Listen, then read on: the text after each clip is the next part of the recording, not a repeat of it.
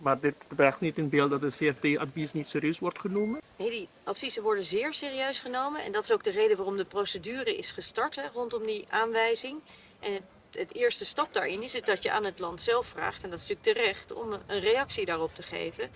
En ook als dat kan, de stappen te zetten die zouden kunnen helpen om te voorkomen dat die aanwijzing er ook definitief moet komen. Maar dat besluit nemen we pas later in de Rijksministerraad, later dit jaar. Eerst is Aruba aan zet om de begroting aan te passen, om een zienswijze te maken. En daarmee juist te zorgen, want dat is natuurlijk het allerbelangrijkste, dat de overheidsfinanciën op orde komen. Dat vinden wij heel erg belangrijk. Ik weet dat ook heel veel mensen op Aruba dat belangrijk vinden.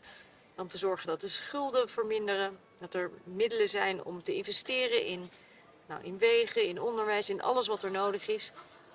En ook weer veerkrachtiger uit de pandemie te komen.